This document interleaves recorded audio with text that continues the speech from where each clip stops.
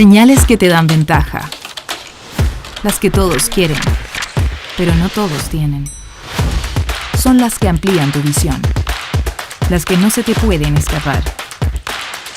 El tema de hoy, para el rumbo del mañana. Y las que marcan la pauta.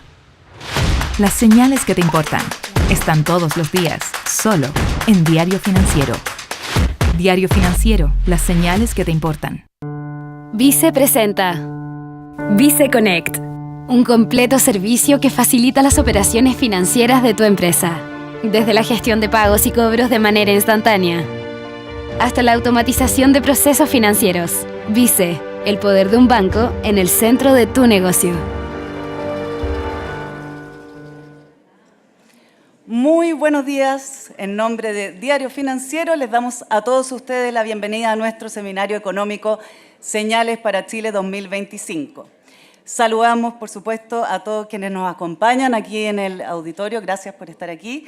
Y también a quienes nos siguen a través de la transmisión en df.cl. Este va a ser un encuentro en el que tendremos la oportunidad de escuchar a 4 speakers de alto nivel y con quienes analizaremos los aspectos claves que influirán en el desempeño de la economía global y del país. Para comenzar, vamos a darle la bienvenida a José Tomás Santamaría, director del Diario Financiero.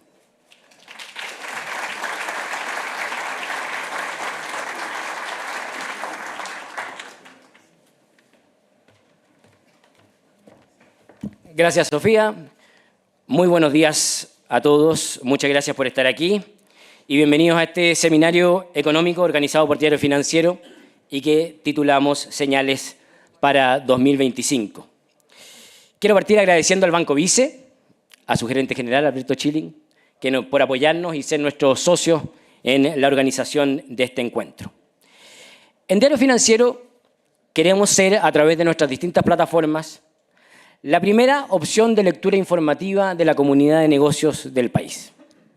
Eso implica, creemos nosotros, ir mucho más allá de ser un espacio para la publicación de noticias, que nosotros los editores del DF consideramos son las más relevantes o las que ustedes debieran prestar más atención.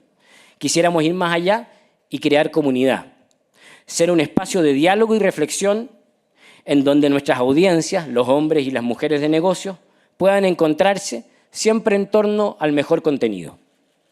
Este seminario busca justamente eso, reunirnos en torno al mejor contenido. Hoy escucharemos a 4 speakers de alto nivel. Aprovecho de saludarlos y agradecerle a los 4 que hayan aceptado esta invitación.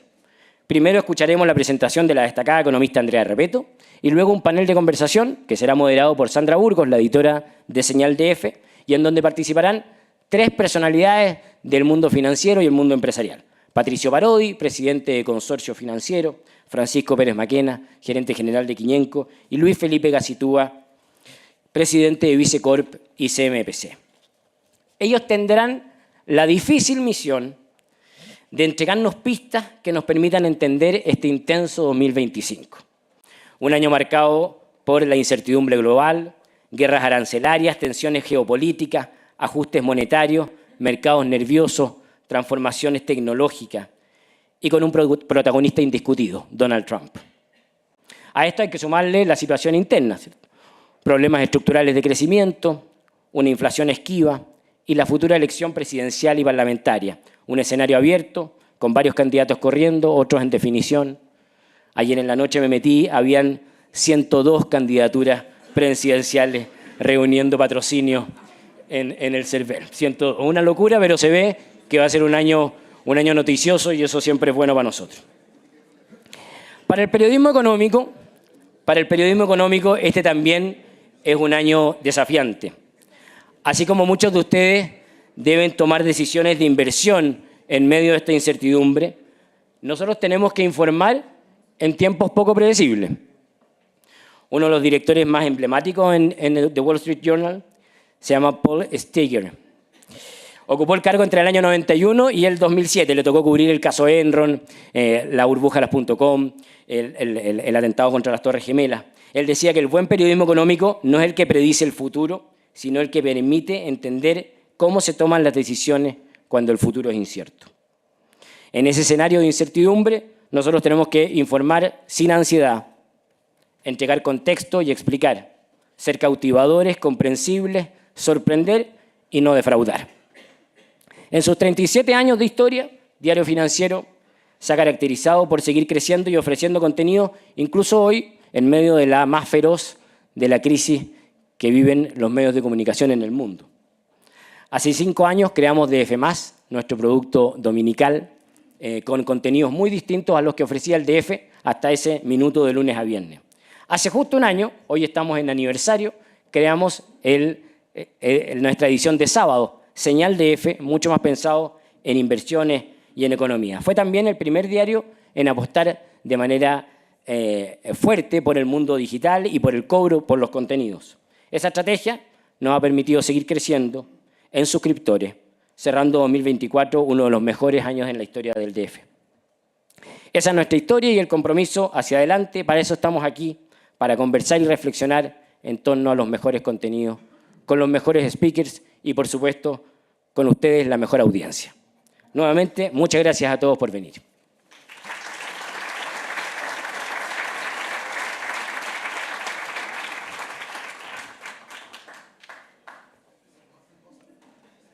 Muchas gracias, José Tomás. Y ahora, para continuar, le voy a dar la palabra a Alberto Chilling, gerente general de Banco Vice, nuestros partners, además, en la organización de este seminario. Adelante, Alberto.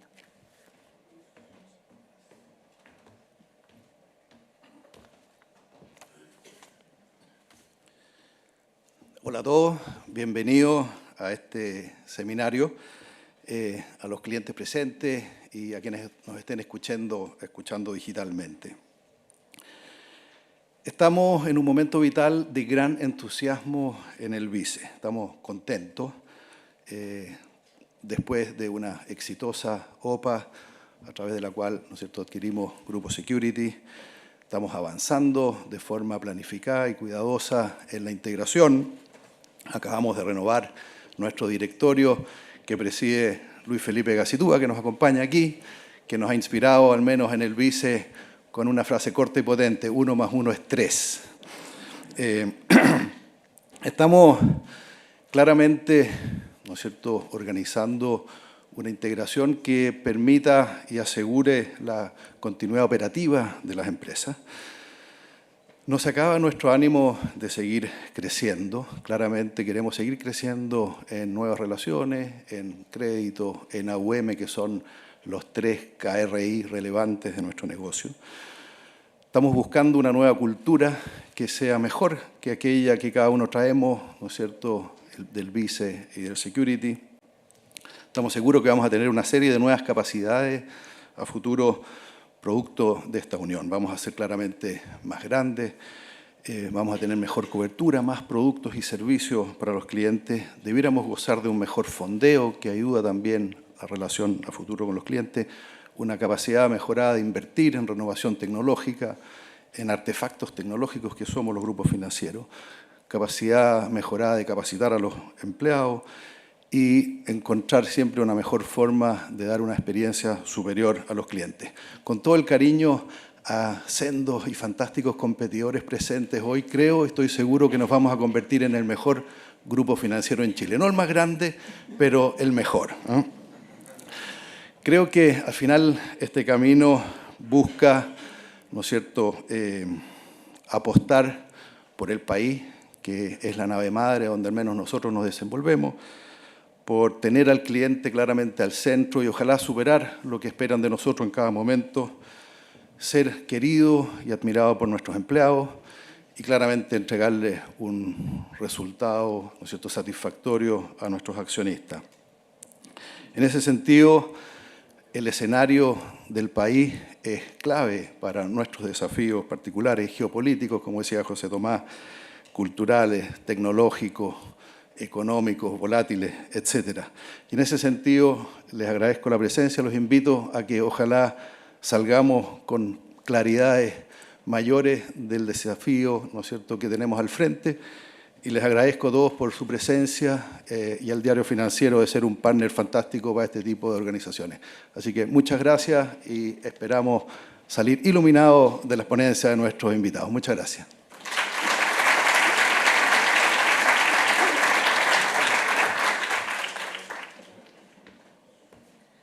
Muchas gracias, Alberto. Y ahora sí vamos a dar inicio entonces a las presentaciones de este seminario económico Señales para Chile 2025. A continuación escucharemos la presentación de Andrea Repeto, directora de la Escuela de Gobierno de la Universidad Católica. Andrea es economista, magíster en Economía de la Universidad Católica de Chile y doctora en Economía del MIT. Su investigación académica se centra en la evaluación de políticas fiscales y sociales y en la interacción entre economía y psicología. Es presidenta del directorio de la Fundación Superación Pobreza, presidió el Consejo Fiscal Asesor del Ministerio de Hacienda entre 2016 y 2018 y ha participado en diversas comisiones asesoras presidenciales en temas de pensiones, equidad social, pobreza y corrupción. Por favor, adelante, Andrea.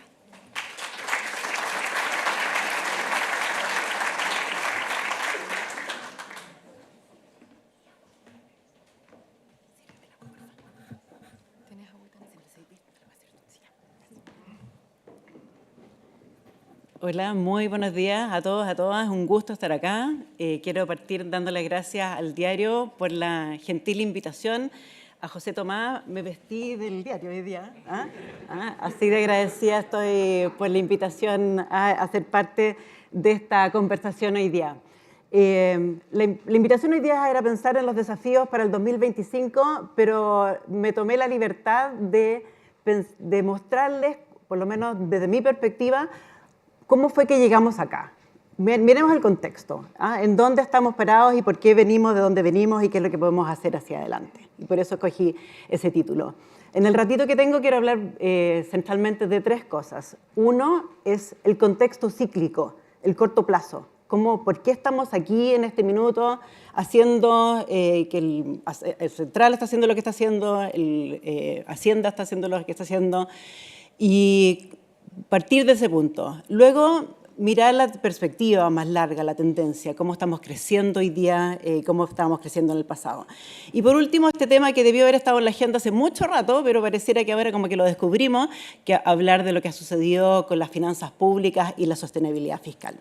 Entonces, partamos de cómo llegamos acá, cuál es el contexto cíclico en el que estamos.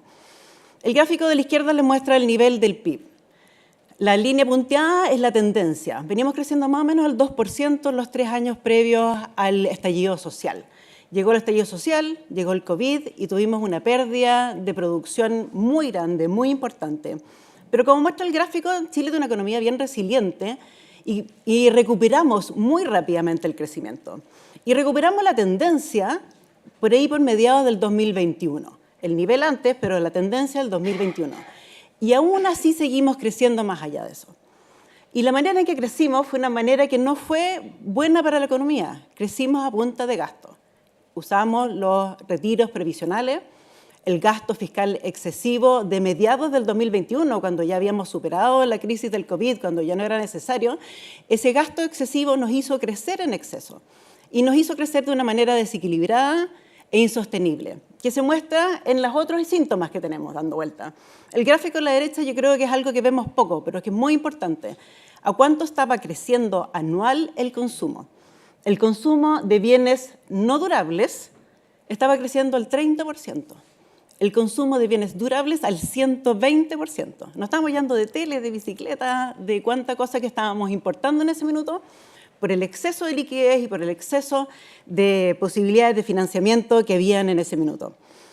Eso tiene consecuencias en la cuenta corriente. Chile puede tener una cuenta corriente deficitaria de 2 a 3 puntos del PIB cada año, dado nuestro nivel de desarrollo. Llegamos a tener 7, 8, 9 puntos en un par de años consecutivos. Y eso es algo que es insostenible, es un desequilibrio que es demasiado grande para una economía. ¿En qué se notó eso? En la inflación. La línea azul que tienen allá es la tasa de variación de los precios del IPC completo y el naranjito son lo que llama el Banco Central subyacente, sacando los volátiles, lo que está un poquito fuera del control del propio banco a través de las tasas. Tuvimos tasas de inflación del 14%. El Banco Central, Hacienda, han hecho lo que hay que hacer. Subir las tasas, retirar ese gasto y convertirlo verdaderamente transitorio, porque está la tentación de dejar esos gastos instalados. Y la inflación ha caído más o menos rápido, pero todavía no estamos en la meta. La meta es esa línea punteada que tienen allá abajo. Porque parte de la inflación estaba escondida. Teníamos precios fijos, el precio de las tarifas eléctricas, el transporte público tenían precios fijados que si hubiesen estado libres, esa inflación no habría sido 14%, habría sido más alta. Entonces llegamos al punto en que tenemos que detener todo eso, detener un crecimiento, un modo de crecer que era insostenible. No tenemos que estar orgullosos del crecimiento del 11% de aquel año. ¿Y cuál ha sido la consecuencia? El costo, no crecer. No crecimos el 2023 porque era la respuesta apropiada a este problema. Era necesario no crecer. Es mejor un aterrizaje suave que una recesión después. Un aterrizaje suave ahora que una recesión después. Y creo que hemos estado hablando de lo que ha pasado en los años cercanos, recién, en términos cíclicos, de una manera negativa sin considerar de dónde venimos. Esto era necesario. Doloroso, pero necesario, y como les decía recién, podría haber sido peor. No hemos terminado la tarea de la inflación, por cierto, hemos liberado algunos precios recién, y toda la incertidumbre de lo que va a suceder con las tarifas internacionales, las aranceles y la geopolítica, guerras por aquí o por allá, tampoco necesariamente van a colaborar con la tarea de llegar a la inflación prontamente. De hecho, el IPOM del Banco Central lo dijo ayer. Eso es en términos del contexto cíclico en que venimos. Teníamos que crecer poco, era necesario, porque si no todo iba a ser peor después. Eso, sin embargo, no impide que miremos la tendencia y cómo estamos creciendo ya en términos de largo plazo. El gráfico que tienen acá les muestra la tasa de crecimiento anual del PIB desde el año 85 en adelante. Y la línea suave es una tendencia. Hay distintos modos de calcular esta tendencia, así que van a haber números distintos, pero en términos generales la película es la misma. En los años 80 crecíamos rápidamente, nuestro pic del crecimiento tendencial fue a inicios del año 90, 91, 92, por ahí, y de ahí hemos empezado a caer casi sistemáticamente la situación de la capacidad de crecer tendencialmente de la economía. Y eso se debe, por cierto, a distintos factores. En el camino tuvimos crecimientos por sobre la tendencia que nos hicieron, yo creo, que escondiera lo que estaba sucediendo por debajo. El boom del precio del cobre y a inicios de los años 2000 estábamos creciendo más rápido, éramos más ricos, gracias, porque no estábamos esforzándonos más, pero teníamos más crecimiento.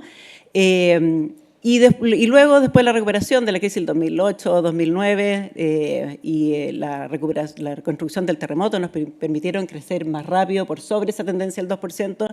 Y yo creo que estábamos un poquito nublados, que no estábamos viendo qué es lo que estaba sucediendo de fondo. Y hoy día tenemos una tendencia que es del orden del 2%, no per cápita, del 2% total. Y nos tenemos que preguntar cómo llegamos acá, cómo llegamos a bajar del 6% al 2% en este periodo y qué es lo que ha sucedido detrás. En parte esto es natural.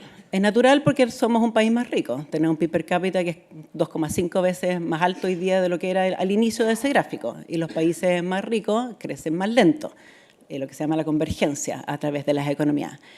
También porque el mundo está creciendo menos. Este gráfico, lo que tiene el eje de las X abajo, es cuánto proyectaba el Fondo Monetario hace 10 años atrás que iban a crecer las economías en 5 años en adelante. O sea, el crecimiento proyectado para 2015 o 2019. Lo que tiene en el eje vertical es cuánto proyecta el Fondo Monetario ahora para los próximos 5 años. Y cada uno de esos puntos son distintos países del mundo. Como ven, casi todos los países, casi todos esos puntos están por debajo de la línea de 45 grados. Eso significa que el Fondo Monetario está proyectando menos crecimiento para prácticamente todos los países del mundo, no solamente para Chile. De hecho, el 4%, para el mundo proyectaba un 4% en el año 2014 y hoy día está proyectando un 3%. Esto es un fenómeno global. Eso es algo que nos está sucediendo a todos. Y además, bueno, por cierto, han sucedido otras cosas. El comercio internacional hoy día es menos intenso que lo que era en los años 90. Lo que estoy mostrando ahí es las exportaciones globales, esa es la línea azul como porcentaje del PIB, y también qué es lo que está sucediendo con nuestros socios comerciales más importantes, China en la línea gris, Estados Unidos en la línea naranja. El mundo está comerciando menos. Y está comerciando menos desde antes de la primera administración de Trump. Trump introdujo aranceles, Biden prácticamente no los retiró. Hoy día vienen muchas cosas que ni siquiera creo que podemos adivinar lo que va a suceder, porque a la administración Trump se le ocurren cosas que a nosotros no se nos ocurrirían, pero el comercio mundial se ha detenido y eso, por cierto, también nos afecta. Entonces, lo que quiero decir es que parte de que estamos creciendo menos tiene que ver con que somos más ricos y en parte porque el mundo se ha detenido. Es un fenómeno global. Sin embargo, esta explicación no es suficiente. Y aquí les vuelvo a mostrar el gráfico con las proyecciones del Fondo Monetario, en que muestra que el castigo al crecimiento en sus expectativas, en sus proyecciones, que es el Fondo Monetario, al crecimiento chileno, es más grande que el que le hace el mundo. La distancia que hay desde el punto, el negro que está al medio es el mundo, respecto de la línea 45 grados, es el castigo que le hizo. En vez de crecer al 4%, está esperando que el mundo crezca al 3,1%. Pero Chile, en vez de crecer al 4%, fíjense que estamos en línea recta. Esperaban lo mismo de nosotros el 2014, hoy día se espera un 2,4%. No, el castigo que nosotros hemos recibido en términos de expectativas de crecimiento es más grande que el del mundo, por lo tanto no podemos echarle la culpa al mundo completamente. Hay parte que es un fenómeno global, pero hay una parte que tiene que ver con lo que hemos hecho o con lo que hemos dejado de hacer. Por cierto, crecer al 2% no es suficiente. Al crecer al 2% no resuelve muchas de las demandas ciudadanas que son atendibles, sobre todo cuando tenemos una clase media que es creciente. También nos separa del mundo. El gráfico de la derecha les muestra el PIB per cápita chileno en relación al de Estados Unidos. A inicios de los años 90, nuestro PIB per cápita era como un cuarto del de Estados Unidos, llegamos a ser casi del orden del 40%, un poquito más del 40%, y hemos ido retrocediendo. Hace un ratito atrás les dije, los países más pobres convergen a los más ricos. Nosotros hemos dejado de converger. Hay cosas adicionales que están sucediendo que no son solamente estos fenómenos globales de los que les mencioné recientemente. Entonces, nuestro PIB per cápita, que está creciendo al 2%, no solo está creciendo muy lento para nuestras necesidades, también está creciendo lento para nuestro nivel de desarrollo. Si uno mete una juguera, no los voy a latear con la juguera, pero uno mira nuestro nivel de desarrollo pensado en las distintas características de nuestro país, nuestro PIB per cápita debería estar creciendo al 3%. Nuestra demografía crece como medio punto, o sea, deberíamos estar creciendo al 3,5% y debiéramos aspirar a una demografía que crece un poquito más rápido. Debiéramos, por donde estamos parados, crecer al 4% y no al 2%, 3,5%, 4%, y no al 2% del que estamos creciendo hoy día. Hay un problema que es mundial, pero parte de esto tiene que ver con nosotros mismos. Parte de la discusión pública se ha centrado en las regulaciones a los permisos y en los impuestos corporativos, y yo estoy completamente de acuerdo que esas dos cosas hay que revisarlas. Nuestros impuestos corporativos son altos para estándares internacionales y ciertamente tenemos problemas de permisos que requieren simplificación y que requieren ser acelerados, pero hay que mirarlos con cuidado. La rebaja tributaria de Trump, del 35 al 21%, la rebaja más rápida y más importante que se ha hecho en los impuestos en Estados Unidos en su historia, generó, junto con depreciación acelerada, inmediata, de hecho, para los bienes físicos, generó más inversión. Del orden de 8% al 14%, según el estudio que ustedes lean de este análisis para Estados Unidos de la Academia. Pero generó una caída en la recaudación tributaria por el impuesto corporativo del 40%. Y elevó el déficit fiscal, que ya era problemático en Estados Unidos. Las tasas de interés altas en el mundo tienen que ver con este déficit fiscal tan grande que tiene Estados Unidos y que el mundo necesita que lo repare. No lo va a reparar con aranceles, no va a recuperar el financiamiento que necesita con aranceles, y DOGE no está haciendo lo que prometió hacer. No solamente no está reduciendo los costos de la manera que el orden de magnitud que aparentemente se necesita, sino que también lo está haciendo de una manera tan desordenada, tan poco racional, que al final probablemente está generando más daño que lo que necesitaba hacer. Entonces, ese camino es necesario, pero hay que hacerlo con mucho cuidado, eso es lo que quiero decir. Efectivamente, si vamos a rebajar la tasa de impuesto corporativo, necesitamos buscar dónde se compensa. porque como les voy a hablar a continuación, tenemos problemas fiscales, como ustedes bien saben. Más que problemas, tenemos una tendencia que es preocupante. Y también quiero decir que no podemos hablar de impuestos sin hablar de permisos, de impuestos corporativos sin hablar de permisos. Si seguimos con dificultades para la inversión, los impuestos son irrelevantes. Necesitamos que vengan juntos. Bajar los impuestos no va a generar lo que bajaría una interacción entre los dos. Se nos olvidan otros factores en nuestra conversación. La demografía es algo muy importante. La demografía explica también una parte de por qué estamos creciendo más lento. También la composición de nuestra inversión. La década previa al estallido social, la inversión se fue proporcionalmente a la minería, que es donde están nuestras ventajas comparativas, pero ha sido un espacio donde los costos han sido crecientes.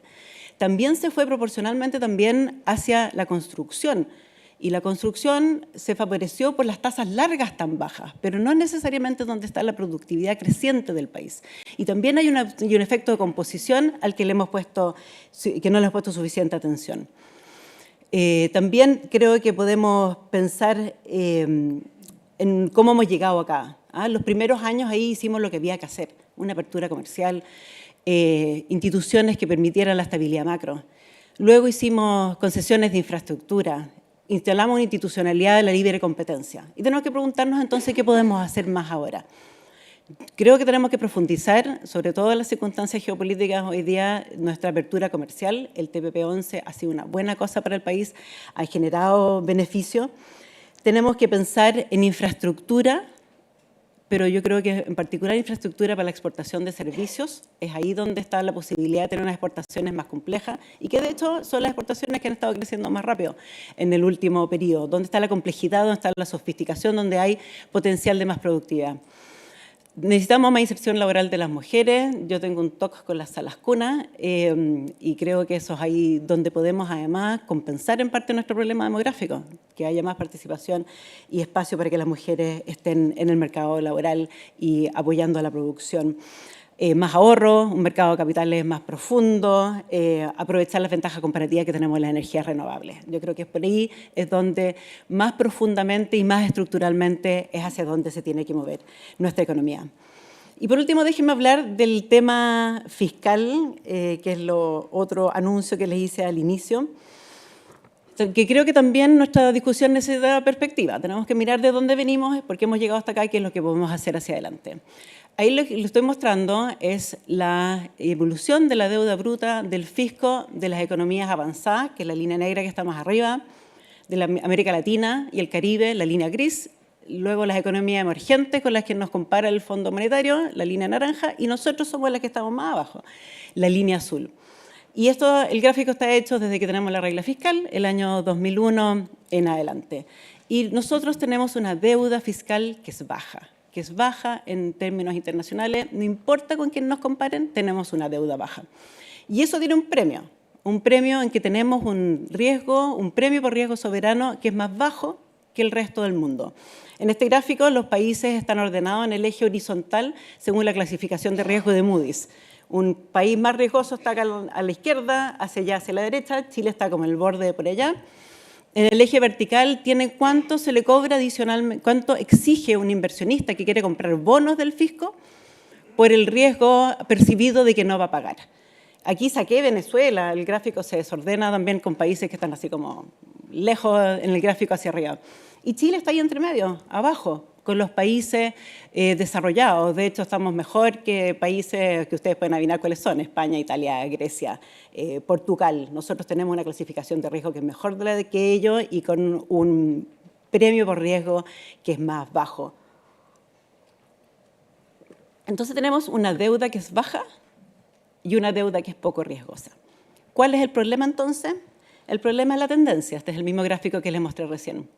Desde el año 2007, 2008, nuestra deuda ha crecido como fracción del PIB todos los años, todos los gobiernos, todos los signos políticos, todas las circunstancias cíclicas. Cuando la economía está bien y cuando la economía está mal, la deuda fiscal crece. Entonces, la pregunta que tenemos que hacernos es ¿cómo llegamos a esto? No es el nivel, estamos ok, el problema es la tendencia, es una tendencia que tenemos que cortar. De hecho, líneas punteadas que tienen hacia la derecha son las proyecciones que hace el Fondo Monetario respecto de cómo van a evolucionar la deuda nuestra y de los otros países que están en el gráfico. Y como ven, la tienen plana, en el orden del 41%, que está por debajo de lo que la administración de Boric hoy día nos ha dicho que es un nivel prudente de la deuda del 45%. Esa proyección que está ahí está hecha suponiendo que se cumplen los compromisos fiscales como se han anunciado, lo que están en los decretos fiscales correspondientes. O sea, que vamos a poder estabilizar la deuda.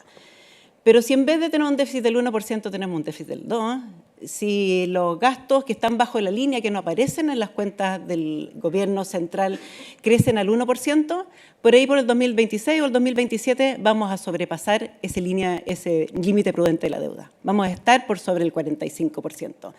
Esto no está comprado. Que sea una proyección, es una proyección basada en supuestos que no necesariamente se van a dar. ¿Y por qué puede que no se den? Porque es algo que es difícil de hacer. Lo que hay detrás profundamente es algo trivial. ¿Por qué no estamos endeudando? Porque estamos gastando más de lo que tenemos. Aquí les muestro nuevamente, desde el año 2001 en adelante, los elementos centrales del gobierno central.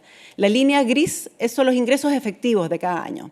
La línea azul son los ingresos estructurales. Es lo que podríamos gastar si es que quisiéramos tener un gasto que fuese consistente con nuestra capacidad de financiarlo en el largo plazo. Y la línea naranja son los gastos efectivos. Y como ven, el mismo minuto en que empezamos a tener una deuda que va creciendo es cuando sistemáticamente hemos tenido gastos por arriba de los ingresos estructurales. El fisco de todos los gobiernos, de todos los signos, en todas las circunstancias cíclicas, han estado gastando por sobre el gasto, sobre los ingresos estructurales, sobre nuestra capacidad profunda de tener ingresos para financiar. Entonces se dice que este gobierno no le va a dejar holguras al próximo. Ningún gobierno en los 4 últimos cambios de gobierno le ha dejado holguras al siguiente. Cuando hay un déficit estructural, por definición no hay holguras. Estás gastando más de lo que tú tienes capacidad para financiar. Entonces, no es que haya sucedido algo ahora, esto es algo que viene sucediendo hace rato, y yo celebro que aparezcan los medios porque tenemos que hacer algo al respecto. ¿Qué es lo que ha ido pasando? Por lo menos aquí hay distintos factores detrás. Uno es que hemos estado legislando gastos sin los ingresos suficientes. El caso más evidente, porque estaba más o menos alguien que sepa leer un informe financiero de la IPRES, se da cuenta rápidamente, la PGU. La PGU que se legisló a inicios del 2022, ni siquiera en el informe financiero había suficientes ingresos. Era más o menos transparente que estábamos legislando un gasto que es muy grande, que es creciente, que es un compromiso de largo plazo que estaba haciendo el Estado con la ciudadanía sin los ingresos suficientes. Pero no es la única vez que sucedió. Uno puede mirar atrás y se va a encontrar con que hay reajustes de pensiones solidarias que no tenían respaldo suficiente y así sucesivamente. También porque han ido aumentando los costos de algunas provisiones del Estado. Ha aumentado el costo de la vivienda social. Ha aumentado el costo de entregar salud. Aumentó la cobertura de la educación escolar. Hoy día tenemos el kinder obligatorio y antes no estaba el kinder obligatorio y eso también es un gasto adicional. Las subvenciones escolares también han ido creciendo más rápido que los ingresos fiscales. Todo lo que acabo de decir es valioso para la ciudadanía. Todo lo que acabo de decir es necesario, es importante, pero no hemos estado seguros todas las veces de que habíamos tenido los ingresos suficientes. También hay cosas que no están acá y que están un poquito más escondidas, pero que también requieren financiamiento, que son lo que se llaman bajo la línea. El financiamiento de la educación superior, por ejemplo, el CAE, una buena parte está debajo de la línea, no aparece en esta línea acá, pero sí aparece en nuestro endeudamiento. Y por último tenemos reformas tributarias que no rinden lo que se supone que van a rendir. En los medios se repite la reforma Bachelet, y eso es muy cierto, pero nuevamente no es la única. Piñera, en su segunda administración, hizo al menos 2 reformas, lo que llamó la modernización tributaria el 2020, y las reformas a las excepciones para financiar una parte de la PGU, no la PGU completa. Eso debiera haber sumado 1,2 puntos del PIB, que no los ha completado. Las reformas tributarias las proyecciones son más optimistas de lo que ha sucedido. Y ahora tenemos el royalty, que el 2029 debiera rendir 0,3 puntos del PIB, y la ley de cumplimiento tributario, que debería ser 1,5 puntos más, que está por verse. son muy inciertos. Los gastos son ciertos y los ingresos son inciertos. Y hemos estado descalzados hace mucho rato. Sí, de verdad esto no es una cosa novedosa y eso era un poquito el mensaje que les quería dar. Entonces, ¿qué podemos hacer? ¿Qué podemos hacer que sea creíble, que sea factible? Porque necesitamos ponernos metas que sean exigentes, porque tenemos que detener esto, pero tenemos que hacer metas que también sean realistas. Hay distintas posibilidades acá. El Consejo Fiscal Autónomo ha invitado al gobierno a cumplir sus metas y para eso tiene que recortar gastos. Es muy difícil recortar gastos, no es muy obvio dónde se hace. Los invito a que miren en la página web de la IPRES cuáles son esos programas públicos mal evaluados. Se van a encontrar que son poquita plata y que además que son cosas que son valiosas. Les va a doler el corazón pensar que tendrían que votar en una legislación de que se acaba este programa. Yo creo que quiere apretar las tuercas en ciertos lugares bien específicos. El financiamiento de la educación superior, las licencias médicas, los subsidios al transporte, y tenía una más en mi cabeza que está en algunos papelitos, pero ya se me olvidó cuál era. Por ahí está. Las ineficiencias en salud eran las otras. Hay cosas que en realidad no están funcionando bien y si hay ineficiencias están ahí. Este domingo el BID va a presentar ante sus gobernadores su panorama económico para la región y hay un pedacito sobre las ineficiencias del sector público y nuestro Estado no es ineficiente. En términos comparativos no lo es, pero sí hay espacios donde podemos apretar esas tuercas, como decía recién. Cuidar el gasto del capital. La tentación de los gobiernos es, ya no importa, hago esta infraestructura más adelante. Eso es lo que no tenemos que tocar. Tenemos que empezar a pensar en estos otros temas. Entonces, solo para finalizar, yo creo que ya están más o menos en el tiempo, tenemos desafíos. Chile tenemos desafíos, estamos en un año electoral, me imagino que la conversación que va a haber ahora se va a centrar mucho en eso. Tenemos a Trump, a la sombra de Trump dando vuelta en nuestro espacio que genera mucha incertidumbre. Puede que nos afecte mucho o poco, en el mediano plazo, en el corto plazo no sabemos muy bien, pero tenemos desafíos y tenemos desafíos que aunque estemos en estas circunstancias, en particular en un año electoral, no podemos soslayar. Todas estas cosas que he planteado acá requieren acuerdos políticos, requieren que hagamos transformaciones que tienen que tener iniciativa de la política y tiene que tener acuerdos de la política, ya sea en el legislativo y desde el ejecutivo. Y necesitamos crecer más, necesitamos contener este crecimiento de la deuda fiscal que vienen juntos. Detener el crecimiento de la deuda fiscal va a ayudar al crecimiento también. Y el crecimiento va a ayudar a detener el crecimiento de la deuda. Entonces, la invitación entonces, a la conversación aquí es que podamos tener una capacidad para acordar. Yo creo que los acuerdos de pensiones no solamente trae bienestar a la ciudadanía, va a traer más ahorro, lo que va a ser bueno para la economía, pero también es una señal de que de alguna manera las cosas se pueden conversar y se puede llevar adelante esos acuerdos y esos cambios que el país tanto necesita. Muchas gracias.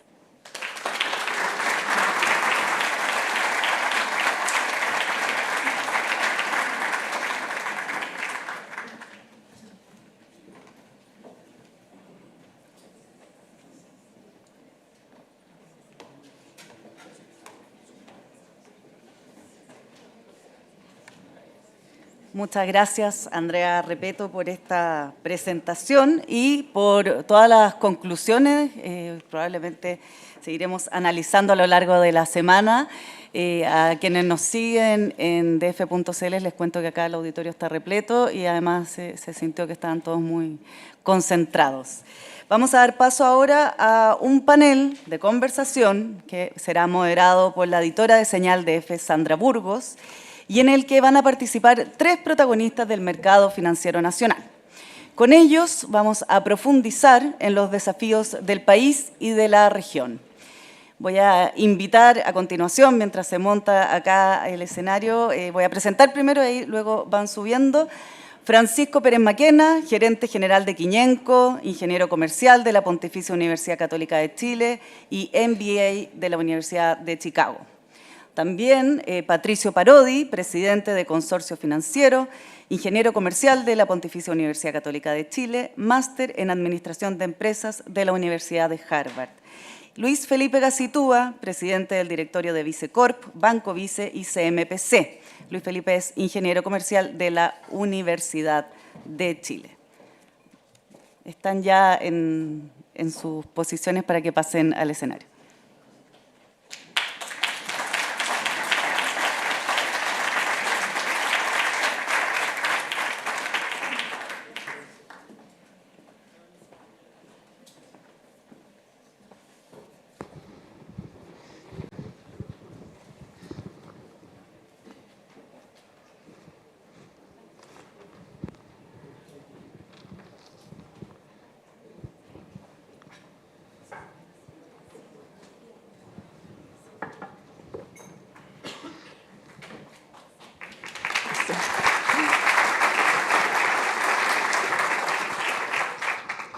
Bueno, muy buenos días a todas y a todos. Vamos a tratar de aprovechar al máximo este espacio porque de verdad tenemos tres expositores de mucha calidad, así que queremos aprovechar el tiempo y vamos a partir contigo, Francisco, con un tema un poco más global. El mundo está cambiando muy rápido. Trump ha exacerbado todo en estos pocos días, digamos, que ha estado a cargo de Estados Unidos, pero da la sensación que estos cambios pueden ir mucho más allá de las políticas que aplica el presidente Trump.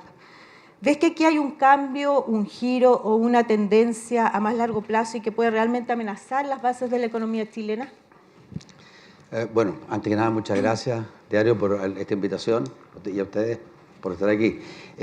Yo básicamente traía un par de ideas que quería comentarles a ustedes ahora y tratar de contestar esta pregunta. Lo primero que quiero decir es que tratar de explicar algo no es necesariamente estar de acuerdo con lo que uno está explicando, ¿ah?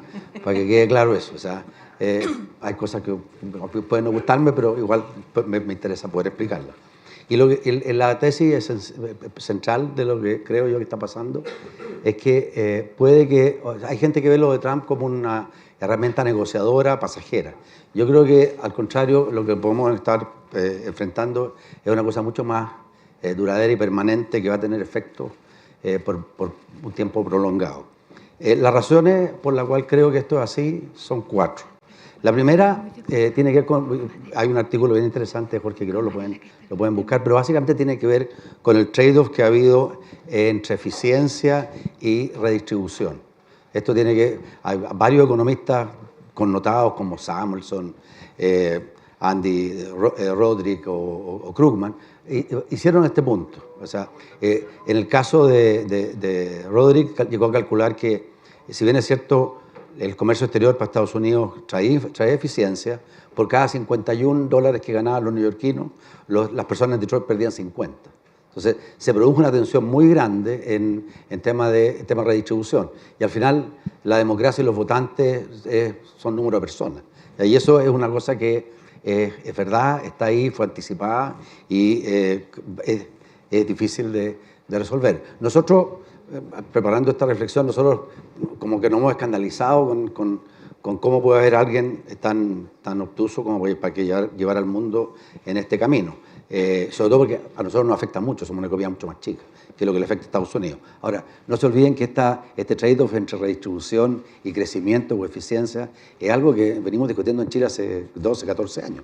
O sea, no en el comercio exterior, pero en otras materias de políticas públicas, como el tema ambiental, el tema tributario, etcétera. Es una cosa que ha estado con nosotros por mucho tiempo también. El segundo punto, y esto ayuda a tomar un trabajo de este año de un colega mío de Chicago, Oliver Coy. No hay que olvidarse también que el tema de comercio exterior tiene mucho que ver con la resiliencia frente a catástrofes o crisis, ¿ya? El COVID fue un ejemplo claro de esto, una eventual guerra sería otro. Entonces, el problema con el comercio exterior y con los sistemas de precios es que no necesariamente valoran las externalidades de la seguridad nacional, ¿ya? O sea, frente a una catástrofe, Si uno depende del comercio exterior para ciertos bienes, acuérdense que la economía norteamericana 70% son servicios, obviamente que puede tener un problema. Resolver eso requiere de subsidios, aranceles o de intervenir un poco el mercado. Yo creo que no nos olvidemos que el presidente Trump estaba ahí para la pandemia, o sea, lo vivió esto de cerca. O sea, cuando uno tiene todas las máscaras 3M fabricadas en China y viene una cosa como la pandemia, bueno, la verdad es que cómo se distribuye la escasez en ese contexto es algo que creo que también es un tema a tener presente. O sea, y de ahí que viene el reshoring. Hoy día se habla incluso de una cosa que se llama como friendshoring, ¿eh? Traer de vuelta la producción para poder asegurarnos de que en ciertas condiciones vamos a contar con seguridad, ¿ya? Un tercer punto, y esto es bien interesante mencionarlo, creo yo, o acordarse, es algo que viene hace mucho tiempo y está con nosotros hace mucho tiempo. Y es que el comercio exterior es una red. Y las redes tienen nodos, todos estos países son nodos, y las redes funcionan en base a la confianza, ¿ya?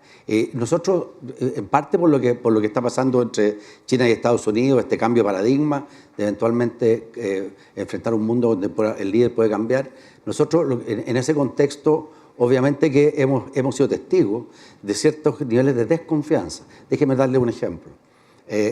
Todos los países, o muchos países, tienen restricciones a la inversión extranjera.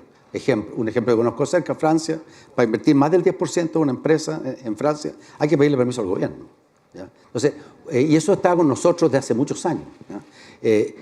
Si en el mundo los miembros de esta red no confían en sus socios para venderles o permitirles instalar una empresa en el país, cuán frágil o cuán robusto es la confianza para que esos socios sean proveedores estratégicos del país.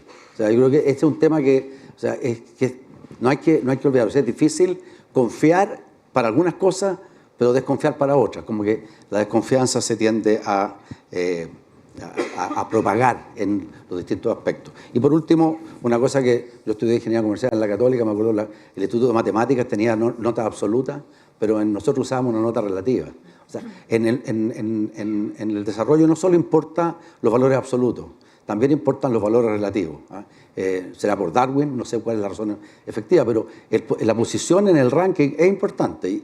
Y obviamente, cuando uno cambia las cosas como el comercio exterior, no todos se benefician y se perjudican de igual forma. Puede que eso también sea un factor que esté ahí presente. Lo dejo hasta ahí, pero básicamente son las 4 razones por las cuales yo creo que esto que está ocurriendo ahora, que pasó en el siglo XX también, en los años 30, partió con Estados Unidos justamente, puede ser una cosa que puede ser un poco más larga de lo que pensamos. Patricio, quería aprovechar de preguntar respecto a cómo están viendo desde el mercado lo que está sucediendo. Hoy enfrentamos un nivel de incertidumbre tan alta como cuando partió la pandemia, cuando cayeron las Torres Gemelas.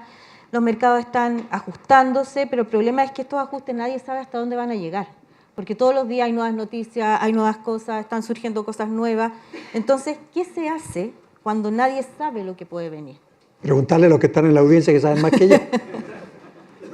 Oye, yo agradezco también al Diario Financiero y al Banco Vice. La verdadera razón por la cual estamos nosotros tres acá arriba es porque tenemos muchos descendientes. Pancho, Luis Felipe y yo tenemos muchos hijos y gracias a Dios estamos teniendo nietos. Y eso me hace a mí ser siempre optimista, ¿eh? Una persona que tiene muchos descendientes no puede ser pesimista. Y parte de lo que nos está pasando como sociedad es que nos hemos puesto muy pesimistas en el último tiempo. Entonces, yo no sé la respuesta a tu pregunta, pero sí creo entender lo que el mercado está priceando, ¿ya? El mercado en Chile ha subido. Yo tuve a Pancho de jefe, pero no lo tuve profesor porque era siempre muy difícil contestarle las preguntas. Entonces, yo voy a hablar de precios nomás, de precios que yo observo en el mercado. Fue mi primer jefe, de hecho, el año 85 en el gráfico que mostró la Andrea, así que yo partí trabajando en el año 85, he tenido puro boom por lo que vi, hace 40 años. Yo creo que, ¿qué es lo que está priceando el mercado? El mercado en Chile, ¿no es cierto? Yo hablo de los precios de las acciones, aquí está Pablito Echeverría que tiene el horror, yo veo los precios nomás. Ha subido un 20% en dólares en la última, junto con lo que el panorama negro que acaba de escribir Pancho, negro, no más que negro, el panorama difícil que acaba de escribir Pancho. Y la pregunta es ¿por qué? Primero porque Chile estaba muy barato. Los mercados emergentes, el gráfico que mostraba Andrea, en los últimos 10 años se ha distanciado enormemente en términos de valorización del mercado americano. Yo veía, para preparar la presentación, cualquiera de nosotros hace 15 años atrás, yo digo 15 años porque fue la gran crisis, ¿no? Que hubiera invertido $1 en Estados Unidos, hubiera ganado 35 veces más de lo que ganó en Chile. Si hubiera invertido hace 10 años, hubiera ganado 10 veces más. Si hubiera invertido hace 5 años, hubiera ganado 5 veces más. Cualquier decisión de inversión que uno haya tomado, siempre dominante, excepto estos últimos 3 meses. Estos últimos 3 meses, Estados Unidos ayer estaba bajo un 3%, y el resto del mundo, porque incluye Europa, está arriba un 20%. ¿Qué pasó? Llegó un inquilino nuevo a la Casa Blanca, del cual no sabemos, y yo comparto con Pancho, yo creo que esto va a ser tendencial, no sabemos exactamente lo que va a pasar, pero claramente, desde el punto de vista de los portfolios, el tener todos los huevos en Estados Unidos, que hoy día hasta ahora ha sido un no-brainer, ya no es tan claro. De hecho, los precios así lo indican. Eso por un lado. Segundo, yo no podía dejar de pensar ahora cuando estaba acá, que hace exactamente 5 años estábamos todos encerrados. Entonces, la pregunta que siempre me hago yo desde el punto de vista de las inversiones, pienso en los últimos 5 años y pienso en los próximos 5 años. En los últimos 5 años, Chile, ahora voy a detenerme en Chile, pasó de un estallido social, una pandemia, a una inflación de 14%, 2 procesos constitucionales fallidos, discusión de reformas de pensiones que finalmente llegaron a buen puerto. Yo me alegro mucho de lo que decía Andrea del TPP-11. Hace 3 años los que iban a gobernar nos decían que eso era muy malo, y todos sabemos lo que significa para Chile competir en una economía abierta. Y digo, es difícil pensar que los próximos 5 años sean peores que los últimos que hemos pasado. Y yo creo que eso el mercado lo está priceando. Hace 15 años atrás, el IPSA valía 130 billones. Hace 3 meses atrás valía 120. Hoy día vale 145. Entonces, con este mundo adverso, Chile tiene fortaleza. Yo comparto 100% lo que dice Andrea. Estamos mucho mejor que en términos relativos que otros países en Latinoamérica, pero mucho mejor. Y lo que me tiene a mí muy optimista, y eso podríamos discutirlo en la segunda parte es el tema de la reforma de pensiones. Creo que realmente se logró un acuerdo que para el mercado de capitales y para un mundo complejo como el que viene va a ser la gran diferencia, creo yo, para poder capear este temporal de la mejor forma posible. Esa es mi visión. Gracias, Patricia. Luis Felipe, ¿cómo se está viviendo este escenario económico mundial desde la vereda de empresas globalizadas como CMPC, que exportan, que tienen presencia productiva en nuestros países? ¿Cómo están viviendo este nivel de incertidumbre que estamos hoy día presenciando? Bien, primero muchas gracias por la invitación. Qué bueno que tú me preguntes por CMPC, porque Alberto me presentó como presidente del banco. Yo tengo doble militancia por un rato. ¿Todavía? Sí. Primero, la respuesta nuestra, de una compañía global, forestal, nosotros plantamos un árbol hoy y lo cosechamos en 22 años más. Entonces, la mirada por definición siempre es de largo plazo, ¿no? Y yo creo que es la mirada de todo el mundo que está aquí. Todo el mundo que está en los negocios no puede pensar en la contingencia. Yo creo que nosotros estamos presenciando en el mundo un cambio de era. Hay muchas señales que indican eso, ¿no es cierto? La forma que se gobiernan países que han sido modelos, ¿no es cierto?, de desarrollo, la cantidad de países gobernados hoy día por líderes autocráticos, la convulsión geopolítica que hay en el mundo, pero eso no hace a la condición de hacer empresa. Esa es la condición básica que nosotros enfrentamos. Entonces, en CMPC nosotros somos una compañía que tenemos ventas en los 5 continentes, tenemos operaciones en 9 países, desde Estados Unidos hasta Chile. Tenemos una presencia internacional desde hace muchos años. Lo que hacemos es estar atentos, lo que hacemos es observar las condiciones que enfrentamos y pensar como piensa una persona que está en los negocios. Sobre todo cuando la cosecha la va a tener en 22 años más. Nosotros, como decía Pato recién, no nos habríamos imaginado hace 5 años enfrentar un par de años encerrados. Y sin embargo aquí estamos, y el mundo está donde está y ha tenido, digamos, la capacidad de sobreponerse a condiciones de ese tipo. Nosotros, yo lo suelo decir, digamos, también, cuando nos ponemos en la posición de chilenos, nos cuesta mucho los problemas que vivimos en la contingencia local. Y eso es porque este es nuestro país. Cuando nosotros estamos en México, estamos en Brasil, estamos en Argentina, estamos en Perú, nosotros de verdad somos lo que es el capital, agnóstico a la tecnología. Nosotros vamos donde las condiciones son favorables a la inversión privada. Si el gobierno es de color verde, amarillo o rojo, nos importa poco, solo que nos importa que efectivamente haya condiciones que promuevan el desarrollo de la empresa privada. Y eso lo digo porque a nosotros en Chile nos cuesta más, porque este es nuestro país, no podemos irnos. Nosotros de otros países, cuando no están en esas condiciones, podemos irnos, ¿no?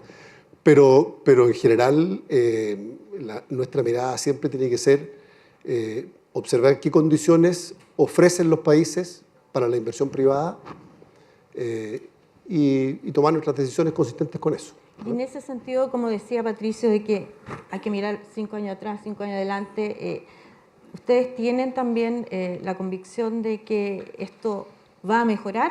¿Que no pueden ser 5 años como los que hemos pasado?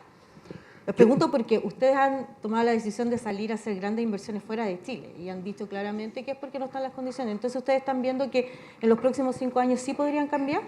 Nosotros invertimos en Chile del orden de $500 millones al año, permanentemente. Y nuestras operaciones en Chile son muy relevantes. Lo que pasa es que el mercado chileno es un mercado pequeño y lo que pasa es que las condiciones para invertir en Chile son malas en el mundo forestal. Yo digamos, sé que estas cosas generan polémica, pero voy a poner un solo ejemplo que no es nuestro. Y creo que ilustra muy bien lo que decía Andrea. Más allá de la importancia de los impuestos, aquí hay una cosa que tiene que ver con cómo resolvemos el problema de los permisos. El último proyecto relevante que se hizo en Chile en la industria forestal es un proyecto que hizo Arauco, que se llama MAPA, que es la modernización y ampliación de la planta Arauco. Ese es un proyecto que desde que entró a calificación ambiental hasta que produjo el primer fardo de celulosa, se demoró 10 años. Ustedes se pueden imaginar que en 10 años cambió la tecnología, cambiaron los precios, cambiaron las condiciones. Solo para ejemplificar, nosotros hicimos en Brasil una ampliación que es como el 40% del tamaño de lo que hizo MAPA, en una ciudad que se llama Guaíba, en un lugar que está como si fuera la Plaza de Armas de Santiago, la planta. Los permisos para hacer la ampliación se demoraron 7 meses y construimos en 18. Entonces, nosotros tenemos un problema en Chile muy profundo que tiene que ver con cómo el Estado mira la iniciativa privada y cómo resuelve los problemas de los permisos. Entonces, digamos, yo no hago calificación, siempre pongo el ejemplo y digo, bueno, nosotros estamos mirando hacia el futuro, invirtiendo en un proyecto en Brasil que son como $5.000 millones, que es para comenzar el año 27, producir el año 30 y vender celulosa los próximos 30 años, ¿no? Entonces eso refuerza que nuestra mirada está sobre la contingencia, sobre la base de que yo creo personalmente que estamos enfrentando en el mundo un cambio de era. Francisco, y ustedes en Quiñenco, que también un conglomerado de muchas empresas, los próximos 5 años, ¿cómo lo están viendo? ¿Cómo lo están analizando, dado que, o sea, con la contingencia actual de lo que está pasando a nivel internacional, pero también con la contingencia chilena, que se viene probablemente un cambio de ciclo político? ¿Qué análisis están haciendo respecto a eso? A ver, nosotros hace muchos años ya tomamos la decisión de diversificarnos internacionalmente. Hoy día la actividad Quiñenco es fundamentalmente afuera de Chile, en términos de los resultados que mostramos todos los años. Y eso tiene que ver con diversificación, tiene que ver con necesidades de crecimiento en un contexto donde habíamos empezado a tener dificultades para poder seguir creciendo en Chile por temas de libre competencia, regulación, etc. O sea, como nos vimos obligados, ¿no es cierto?, a buscar nuevos horizontes, lo que siempre es bueno porque al final no se diversifica. Ahora, Chile tiene unas condiciones fantásticas de todo tipo, ¿eh?, para hacer las cosas bien, y yo creo que los problemas del mundo uno puede verlos como lo que son problemas, pero también como una tremenda oportunidad. Pero para aprovechar esa oportunidad hay que hacer las cosas de una manera diferente, hay que adaptarse ¿no es cierto?, al cambio y producir las oportunidades que se necesitan para poder aprovechar esa oportunidad. Nosotros probablemente en términos de intercambio vamos a tener un periodo fantástico por delante, a través de la electrificación del planeta con motivo de las energías renovables. Tenemos cobre, más importante el cobre que el litio, creo yo, pero eso no va a desaparecer si en la medida que lo aprovechemos. Ahora, esos términos de intercambio favorables, ¿ya? Los tenemos que aprovechar para una cosa fundamentalmente, para construir una base de capital humano fantástica, ¿ya? Porque eso es lo que nos va a dar el crecimiento más adelante, ¿ya? Es la base de capital humano y se puede hacer, o sea, tenemos todas las condiciones.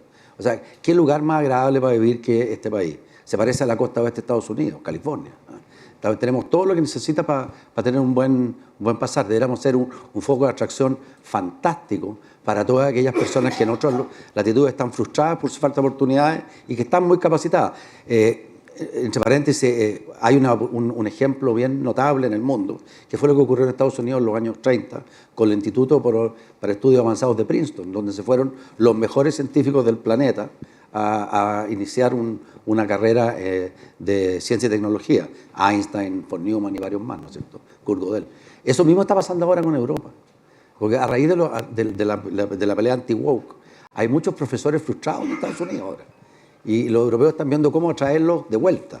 O sea, es una tremenda oportunidad para nosotros, ¿ya?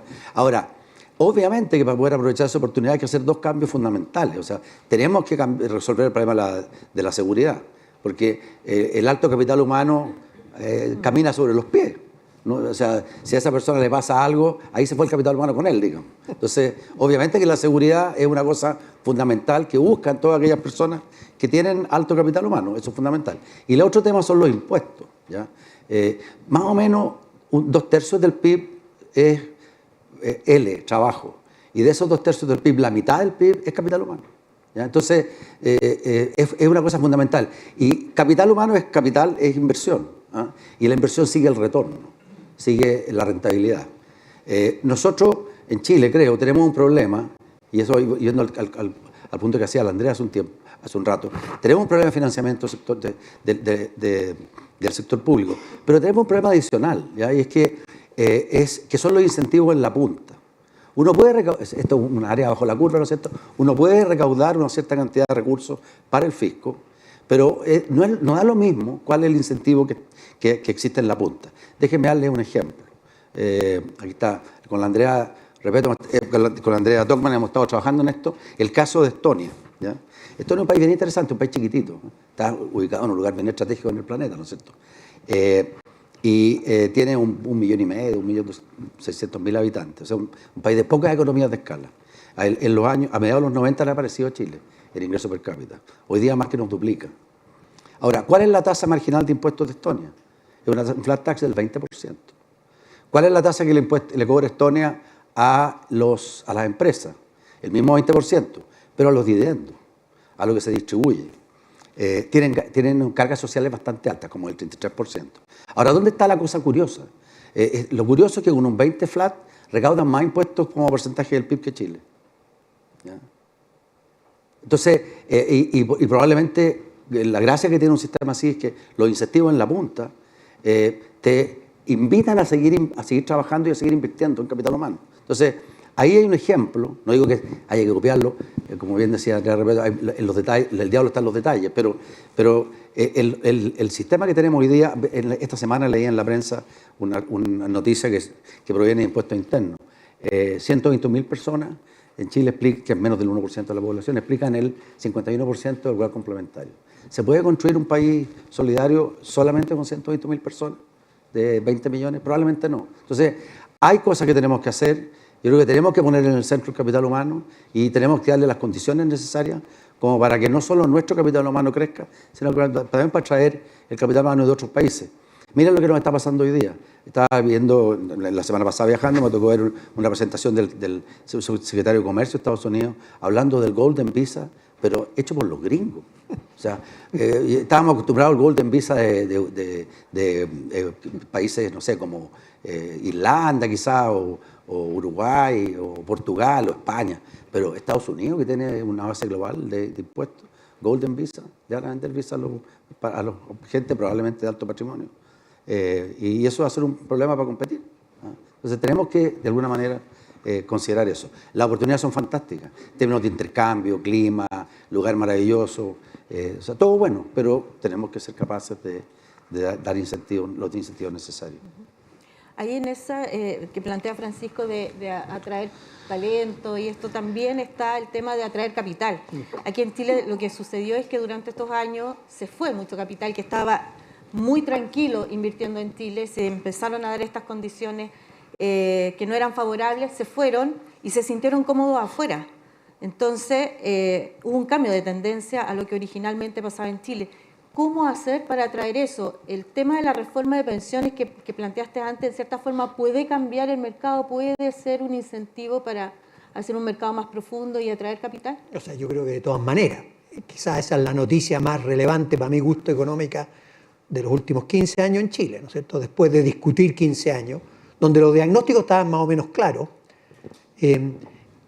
los políticos se pusieron de acuerdo, ¿no es cierto? Después de escuchar a los técnicos, yo también me gusta, Andrea, lo que dijo, ¿no es cierto? En Chile tenemos una capacidad técnica salvaje, lo que pasa es que los técnicos fueron denostados por muchos políticos, pero después de escuchar a los técnicos y después de negociar, lograron una cosa que para mí es casi el óptimo, ¿eh? Porque los dos lados están dolidos. Y eso siempre es bueno en una negociación, ¿eh? Siempre es bueno. Cuando hay uno, aunque unos bailen cumbia y los otros estén amurrados, da lo mismo, ¿eh? Siempre es bueno. ¿Y por qué creo que esto es tan importante? Ayer estaba haciendo unos cálculos, pedí en la oficina, me hicieron unos cálculos, ¿no es cierto? Hoy día, entre la AFP y las compañías de seguro, les voy a sumar a los dos, porque son parte del mismo, manejan 250.000 millones de dólares, ¿ya? De los cuales la mayoría está invertido fuera de Chile, más del 50% está invertido fuera de Chile. Cosa que es correcto, además dado los retornos que vimos en el pasado. 250.000 millones de dólares. Con la reforma, y no haciendo supuestos muy grandes, ¿no es cierto?, de crecimiento, en 10 años más eso va a ser el doble. Van a ser 500.000 millones de dólares de una plataforma de capital para que las empresas que manejan estos señores sigan haciendo lo que han hecho en los últimos años. La gran ventaja comparativa de Chile, se ha hablado, ¿no es cierto?, del cobre, del litio, del clima, ha sido el mercado de capitales. Y lo matamos, porque hubo una consigna durante años que todos nuestros problemas en la FP, después la consigna fue que todos los problemas eran la Constitución, y tenemos más FP y la misma Constitución. Y estamos mejor, porque ya no vamos a discutir lo obvio. Lo obvio es, hay que ahorrar más, ¿no es cierto? Hay que mirar el largo plazo, no mirar el corto plazo. Lo obvio es que hayan profesionales que administren esos activos y que son la base. Yo no puedo dejar de emocionarme, ¿no es cierto? Hace 8 días se enterró a don Horst Polman, que pocas veces había visto yo, nunca en Chile, pero en ningún país latinoamericano, cómo se despidió a un empresario.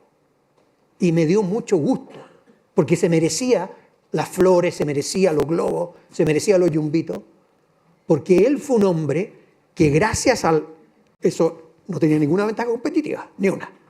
De hecho, hablaba mal castellano, hablaba muy mal castellano. Pero usó el mercado de capitales en los momentos adecuados, con los asesores adecuados, para catapultar una empresa que no solamente, ¿no es cierto?, nos enorgullece a todos, una multilatina, sino que da empleo y es un ejemplo perfecto. Con el capital y con el talento, como bien decía Pancho, que existe en Chile, the sky is the limit. Lo que pasa es que por mucho tiempo tratamos de destruir tanto el capital como el talento. ¿Ah? Y ahora yo estoy muy optimista porque si todo sigue como debería ser, ¿no es cierto?, el capital va a empezar nuevamente a crecer y eso es funding para las oportunidades que están abiertas en el mundo. Yo estoy de acuerdo con Pancho y con Luis Felipe, o sea, el capital no tiene apellido, persigue las oportunidades, pero hay que tener capital. Y en Chile, con el ahorro forzado de la AFP y de las compañías de seguro, vamos a duplicar el capital que existe y eso significa duplicar las oportunidades. Así que yo estoy muy optimista en ese aspecto.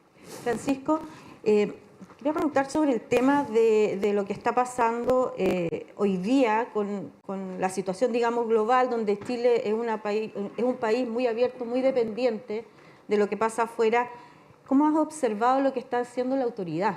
porque ayer la presidenta del Banco Central, Rosana Costa, decía que como economía pequeña y abierta no tenemos la capacidad de aislarnos en lo que ocurra en el mundo. ¿Y qué deberían estar haciendo hoy día las autoridades para tratar de adelantarnos, digamos, al torbellino que se pueda venir, sobre todo este país tan abierto? Yo estoy siempre de acuerdo con la presidenta del Banco Central, la Rosana, porque fuimos compañeros de curso en la universidad y estudiábamos juntos en algunos ramos, así que encuentro toda la razón. Y llegaría mejor, chiquitito. Sí, efectivamente. Bueno, a ver... es mentira, por eso lo digo. No. Mira, yo creo que es 100% cierto que Chile es un país que depende del comercio exterior. Entre otras cosas porque estamos parados ahí. O sea, uno podría tener otra opción, o la opción de una opción distinta si estuviera en otro lado, pero estamos parados ahí y el costo de cambiar sería enormemente grande. Claramente lo que hay que hacer no es profundizar la guerra comercial. Escuchaba el lunes pasado en Inglaterra a la presidenta del Banco Central Europeo, Christine Lagarde, me dejó preocupado porque lo encontré como, bueno, a lo mejor tenía que hacerlo, era su rol, pero como simpática con la idea de que Europa retaliara a Estados Unidos. ¿Ya? Yo la verdad que lo que aprendí yo por lo menos de profesores de comercio es que eso agrava el problema porque distorsiona aún más los precios. ¿Ya? Quizás lo que habría que haber hecho es salir a subsidiar a los exportadores, ¿no es cierto? Sobre todo si uno pensara, si no tuviera, no te preocupes Andrea, si no tuviera problemas fiscales y si uno pensara que esta cosa es transitoria. Si tiene problemas fiscales y la cosa es permanente es distinto, o de largo aliento es distinto, pero en el fondo lo que quiero decir es que la respuesta es más eficiencia.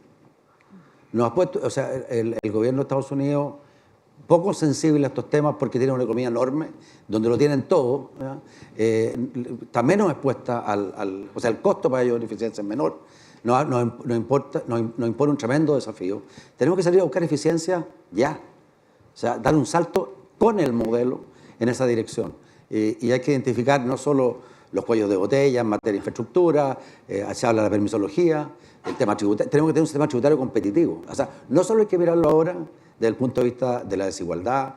Entre paréntesis, Estonia tiene un Gini mejor que el de Chile, no se me olvidó decir, ¿no? Sino que también desde el punto de vista de la capacidad de competir. ¿De competir en qué? En conseguir retornos después de impuestos competitivos a nivel mundial para las cosas que hacemos, ¿no? Ahora, nosotros tenemos una gran fortaleza en recursos naturales, en pesca, en agricultura, recursos forestales. Muy bien, muy bien. Lo iba a mencionar, no te preocupes. Pero al final del día, el crecimiento de largo plazo está en la gente, en las personas.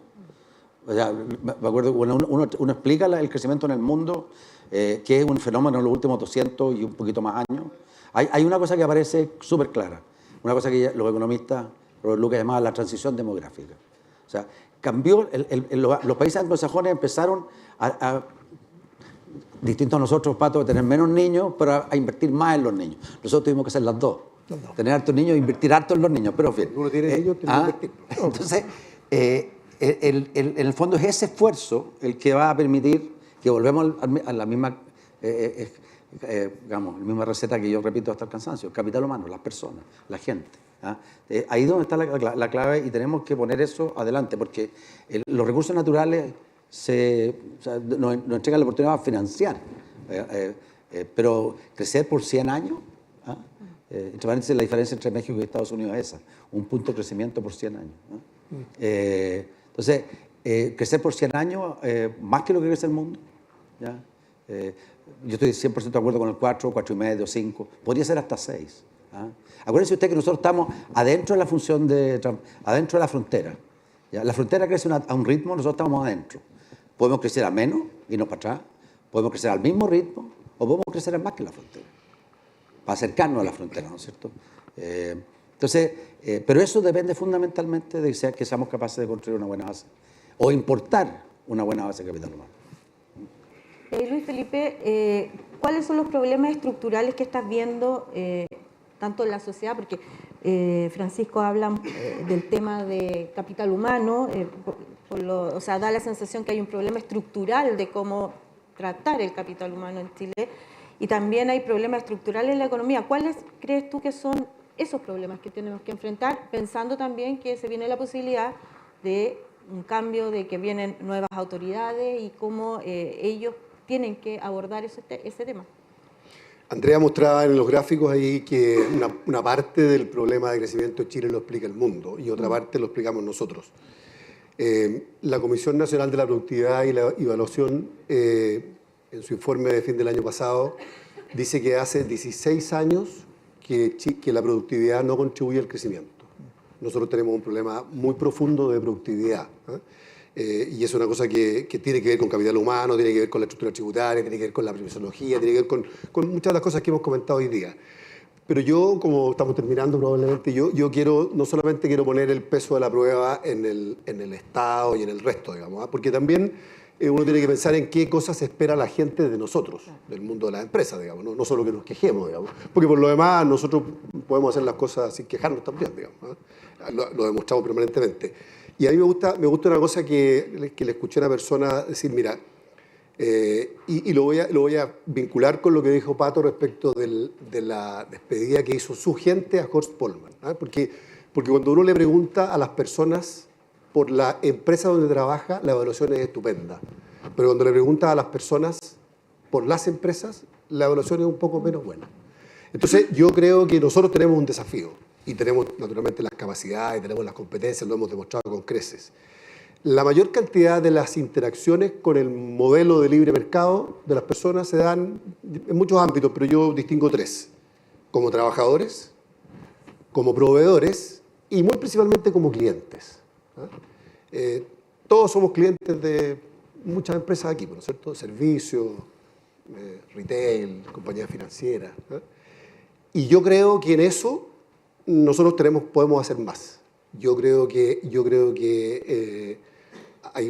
digamos, todos los que estamos aquí tenemos foco en los clientes, nos preocupamos, ¿no es cierto? Y tenemos un montón de cosas que dan cuenta de eso. Pero creo que hay un desafío porque la pregunta es ¿por qué la gente evalúa mal a las empresas? Hay situaciones, digamos, más globales, ¿no es cierto? Las colusiones, yo lo digo sin ningún complejo, digamos, porque es parte de los problemas que tenemos, pero también creo que hay un cierto ahorro en todas las compañías que tienen interacción con los clientes en su relación diaria. Hablemos de las cosas prácticas. Hablar con una compañía que no sea pasando por el call center es imposible. Y yo digo siempre la comparación, digamos. Probablemente muchos de los que están aquí han tenido experiencia comprando en Amazon, ¿no es cierto? Y cuando el producto falla, a nosotros no nos preguntan y nos reembolsan. Cuando esa cosa ocurre en Chile, nos mandan a hablar con el fiscal de la compañía. Entonces yo creo que nosotros, en el mundo de las empresas en Chile, hemos demostrado con creces capacidades y excelencia, y creo que tenemos, por esa razón, el potencial, y tenemos que hacernos cargo de que la gente común y corriente, la gente que está, digamos, en la calle, valore de manera más amplia el modelo de libre mercado y la libre empresa. Y yo creo que ahí hay un desafío. Para terminar, voy a decir, digamos, yo estuve la semana pasada, como lo hago habitualmente, como lo hacía, digamos, en el sur, en una ceremonia en el DUOC, que es un DUOC que construimos en conjunto con CMPC, digamos, para cambiarle la vida a mucha gente en beneficio de la gente y en beneficio de nosotros. Y había una señora que me dijo que ella vivía de su pensión de 250.000 pesos, junto con el marido que tenía otra pensión de 250.000 pesos y se habían hecho cargo de 2 nietas. Entonces nosotros hicimos una pequeña presentación, entonces ella dijo, mire, yo no tengo mucho que entregarle a ustedes, solo rezo para que ustedes hagan más por nosotros.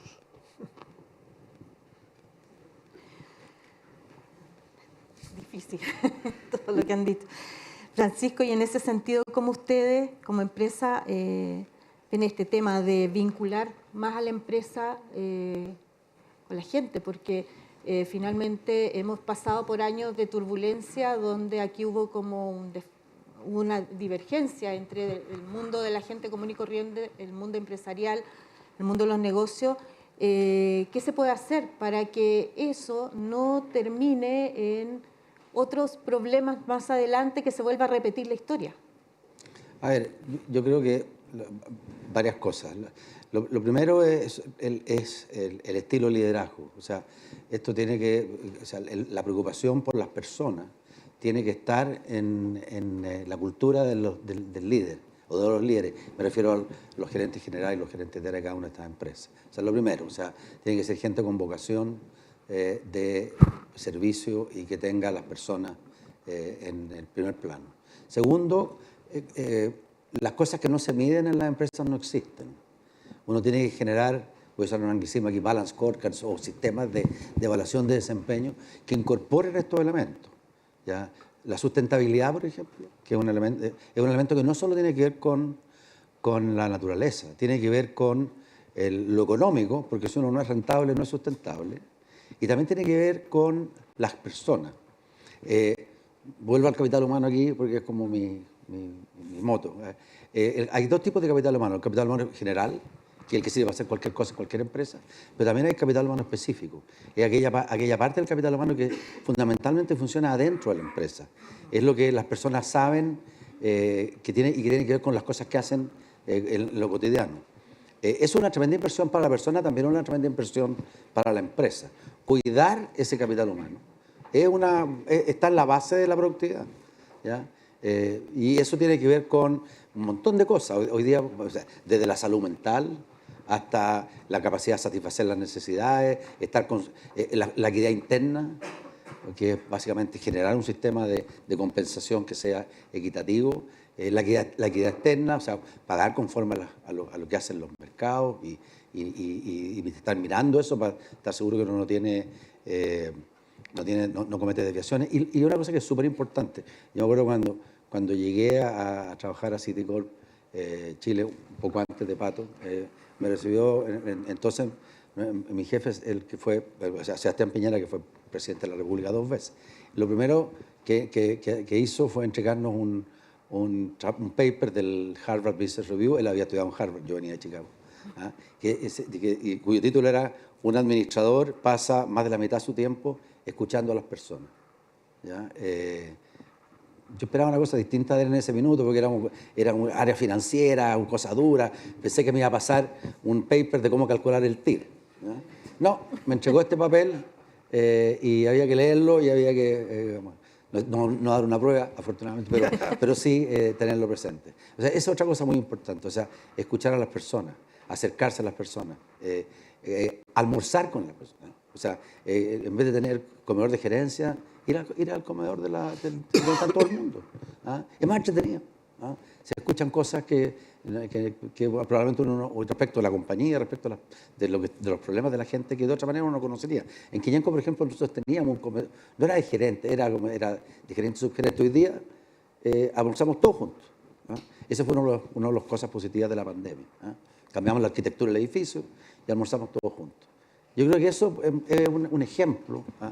De cosas que se pueden hacer. Son símbolos. A lo mejor no es, si uno no lleva en el corazón la preocupación por los demás, estas puras formas no sirven para mucho.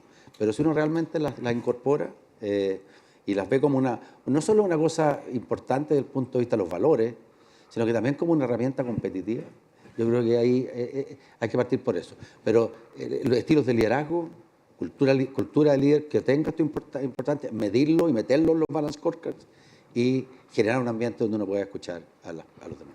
En ese sentido, quería preguntarle a los tres, ¿qué estilo de liderazgo debería tener también el próximo o próxima presidente de la República? ¿Qué es lo que ustedes están esperando? Que es una de las grandes decisiones que se va a tomar este año y que va a mover tanto el mundo empresarial como el mundo de los mercados y el mundo en general en Chile. Entonces, ¿qué es lo que ustedes, como desde el mundo empresarial, desde el mundo de los negocios, están esperando de quienes postulen, digamos, a la presidencia de Chile?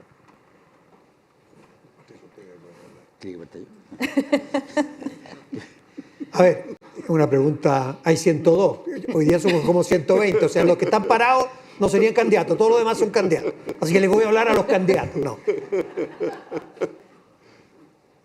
Amor por Chile. ¿Eh? Yo pensaba en don Horst, ¿qué es lo que hace un buen empresario?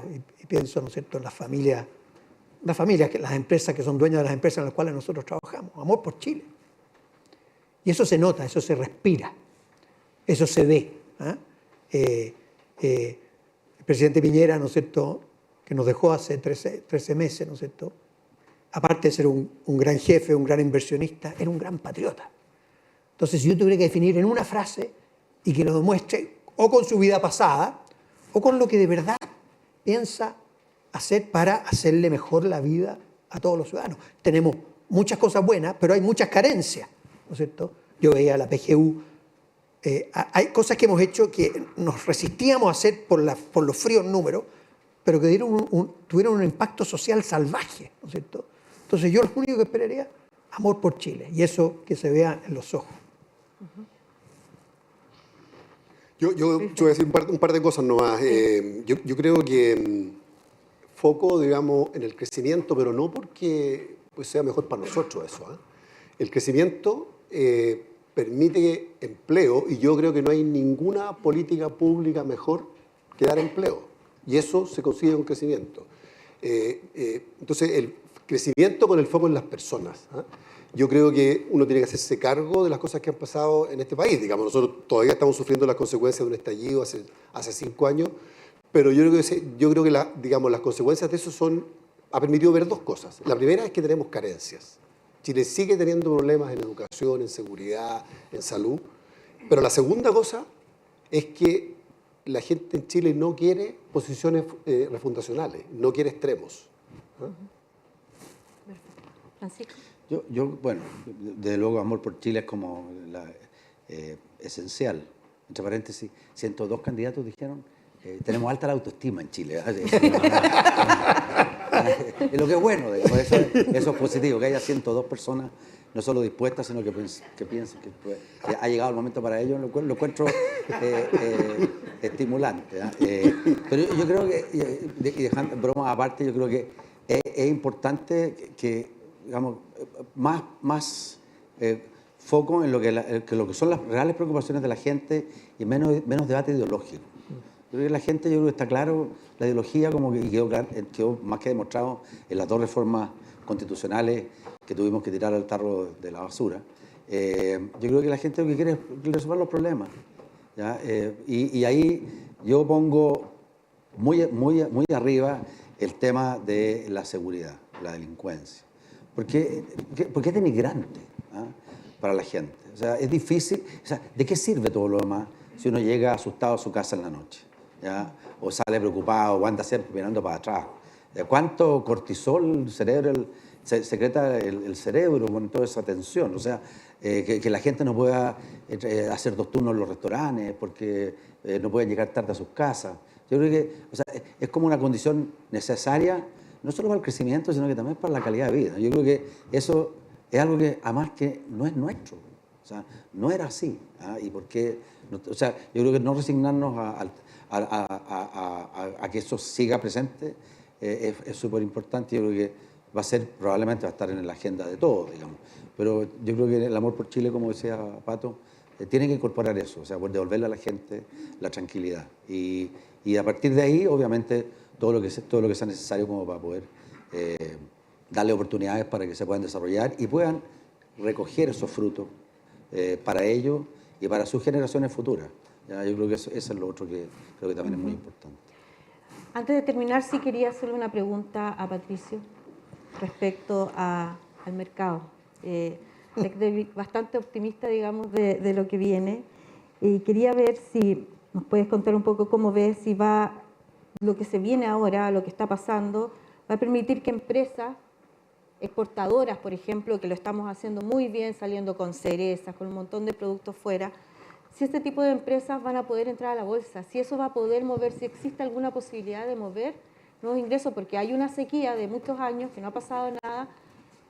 ¿Tú crees que todo lo que viene ahora, los cambios, estos movimientos, van a generar también un cambio en el mercado? Yo creo que en la medida que, como tú bien dices, los chilenos, los empresarios chilenos, y creo que en la competencia le daré un premio a Hernán Garcés este año por lo que ha hecho en la cereza, el empuje del empresario chileno sigue latente, ¿no es cierto? Y la pregunta es si tenemos empresas de suficiente tamaño para ir a la bolsa, la respuesta es sí. Cuando haya un poco más de estabilidad, cuando, ¿no es cierto?, los precios sean adecuados, yo por eso felicito mucho al vice, fue una movida, gran movida, ¿no es cierto?, esto de de comprar o de fusionarse con Security, dos empresas formidables, para hacer una empresa más formidable. Eso sin el mercado de capitales tampoco hubiera sido posible. Entonces, ejemplos como ese van a haber muchos y en la medida que el mercado se estabilice, claramente, ¿no es cierto?, los empresarios chilenos van a ser capaces de usar esta plataforma para buscar nuevas oportunidades. Eso pasó en el pasado y si lo hacemos bien va a volver a pasar en el futuro, sin duda. Perfecto. Ok. Muchas gracias a los tres por haber participado de esta conversación. Obviamente, claro, muchas cosas, pero muchas gracias y gracias a todos por estar acá. Muchas gracias. Sofía. Gracias. Gracias, Sandra. Gracias a todos. Despedimos este seminario económico Señales para el 2025. Agradecemos a cada uno de los panelistas, al Banco Vice, por supuesto. Les cuento que habían más de 1.400 personas conectadas a través de df.cl. Que tengan muy buen día. Chao.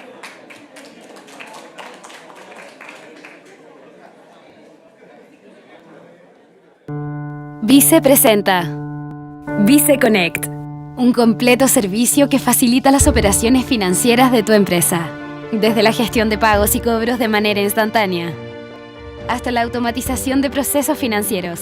Vice, el poder de un banco en el centro de tu negocio.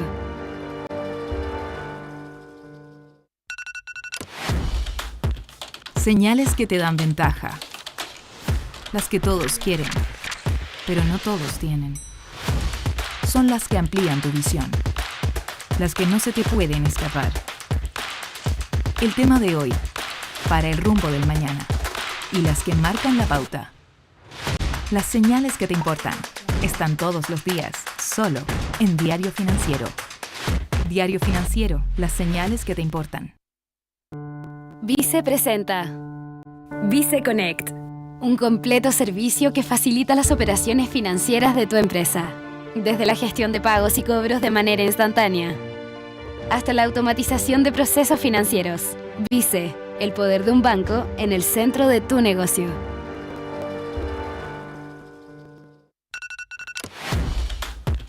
Señales que te dan ventaja.